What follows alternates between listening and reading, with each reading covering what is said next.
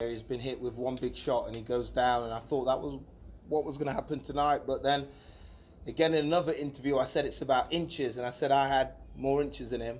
I had the bigger length. And I think it showed tonight I had the bigger length, so I just had a little bit more in the tank and got the victory. How much did you have to guard against frustration? You know, you said you were probably expected to get him out of there once you connected with the strikes, and there was that spell where you were just completely sort of battering him with shots, and he just wouldn't go. He wouldn't go down, and when there was a point there when I was letting off some big shots, and he was staying on his feet, went to the ground, and when he went to the ground, the referee came in. I looked at the ref and I said, "Why didn't you stop it?" I was tired, number one, and number two, I thought he took a lot of punishment. But you know, to his credit, he hung in there. He had a lot of hype when he was coming into the sport onto the main stage, and I think tonight showed why he had that hype. You know, he has got a hell of a heart, and he never quit, and he was always in the fight. So yeah. You said in an interview with us before that you thought this fight would be a good setup for a rematch with MVP. Do you still feel that way, or do you feel like your path is a little bit different now? For me, I like the MVP fight is.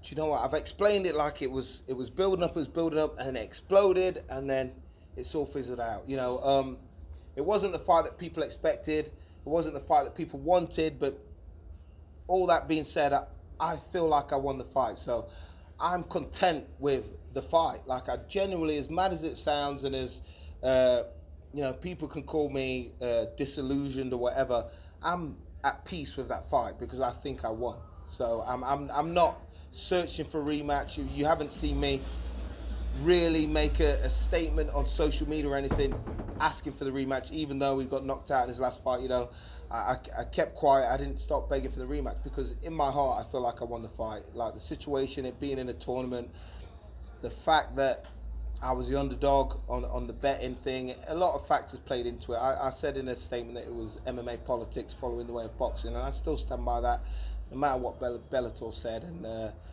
I feel like I won the fight, so I'm not hunting for a rematch. If he wants a rematch, he's got to create something to let for the fans to want the rematch. I mean, maybe storming in here now and swinging at me might warrant a rematch, but as far as I'm concerned, I won the fight. I know that fight, you made a conscious decision to change up your tactics and go a little bit more wrestling heavy to try and get him to the mat.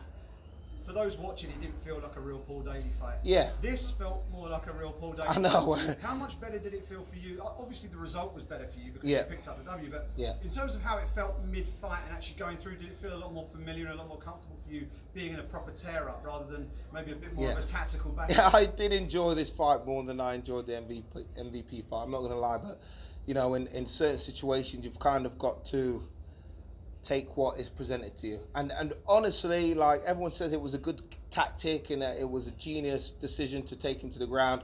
That wasn't the plan. You know, the plan was to go in there and try and put him out on the feet. But, you know, he's an elusive guy. He doesn't let too many shots off. He's a counter striker. And me and him is just a bad matchup for the fans. And I don't expect a rematch to go any different than the first match. I'm not going to come out there swinging and allow him to use his counter-striking tactics. I'll probably employ the same tactics that I did in the previous fight and try and take him to the ground. So I just think we make a bad matchup. As much as our, the interest is away from the fight, and you know we're good at getting under each other's skin. I just think that the fight is just not what people want to see, and I'm not willing to take the risk and go out there swinging like I did tonight to get to lose. You know, I'll take the safest route to victory. About this fight, you seem to be struggling a bit in the first round, and then you came out like a freak. Nah, not struggling. I always take a while to get warmed up. You'll notice that in my fight. If I catch someone in the first round, I catch them. They're normally sleeping. But my first rounds, I've got a lot of second round finishes. You know, the first round, I'm normally trying to suss the guy out, his timing, his speed, his distance, and how much he can take. It just so happens that he could take a lot, and he was tough. And you know, I was a little bit slow off the mark in the first round and him getting that takedown. I anticipated that he'd go for the takedown, but I was a little bit over-eager. I think I threw something wild and he shot in underneath, and I should have done that. And my corner told me, you know, settle down, just fight, a little bit more reserved, and you'll get the victory in it. having to work out that way. Taking it easy and stuff like in second. Yeah. Yeah. I like Mikey Beltrane's. When he came to the dressing room and he said he was going to ref the fight, I was like, thank you, because I know he likes a tear up. He likes a good fight, so I was like, yeah, this is going to be interesting. But I thought he would have stopped the fight, you know. The way he went to the ground and then I was on him and hitting him with some big shots. Credit to Erick Silva, he recovered well, and I don't know where it came from, because if you look at all his other fights where he's been stopped, it's 1 punch, 2 punches, and he's sort of just gives up. But I was hitting him with horrible shots to the head, to the chin, to the body, front kick to the face, spinning elbows, all kinds of shit, and he just he wasn't quitting. So you talked about rematches, obviously with MVP. Maybe that's not the right one for you. But you said to us during fight week that there is another potential rematch that you might go after, which is the Lorenz Larkin one. You've got a promise to keep. Yeah, I've got. You know what I mean? I'm an honest guy, and I don't really have to do it. But you know, Lorenz Larkin was quite disappointed in the fact that he got knocked out in the fashion that he did. I promised him backstage. He was practically in tears when he came to the change room, and not to embarrass him, but just to show you why. I said, look, you know, I'll give you the rematch. And I like to be a man of honour and honour that. You know, he's got I think he won his last fight, so if it was interesting, you know, if Bellator thought it was interesting, I mean, he held a high ranking when he came from the other promotion, so I wouldn't feel bad in giving him the rematch because I said I would. So. Paul, when we last spoke at Bramall Lane after the K1 event where you were coaching one of your younger fighters. Yeah. When you're trying to balance coaching younger fighters but also trying to manage a fight camp yourself, how does that work? Because we hear a lot of fighters saying you have to be selfish and stay. Yeah, you do have to be selfish, but I'm fortunate enough that my gym runs well and I employ 2 people to run it for me while I'm away. So I've got a good staff, and yeah, I'm lucky that I can just allow shit to sort of run itself. So I've got a shout out to Coach Olivier and Coach Alan to run the gym for me while I'm away. So yeah, I'm lucky. We've also got the Bellator Birmingham card. Do you think we could, you know, you're from Nottingham, do you think we could take a card to Nottingham maybe for one of the European I would absolutely love for the card to be in Nottingham, and I think MMA hasn't been there enough in Nottingham, despite us breeding a lot of good fighters, if not from Nottingham and from around the surrounding areas.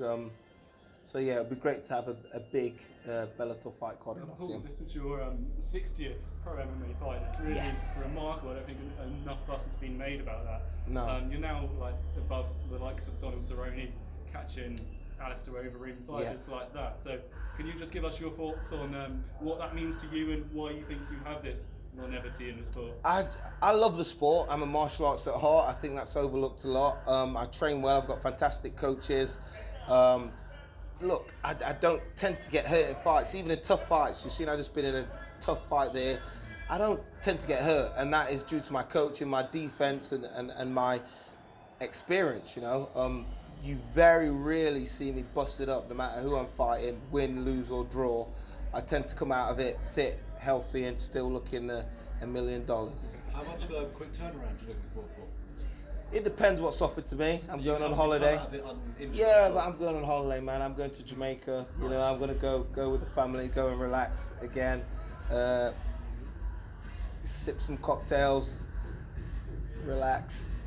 Dublin in September? Does that interest you at all? Not really. Like, I've fought in Dublin before, but I just don't know what kind of angle they're going to get for me for the Irish crowd. I know I've got fans in Ireland because I fought there before, but you know, they're more interested in seeing your James Gallaghers and stuff like that. So I'd like to fight in the UK again this year.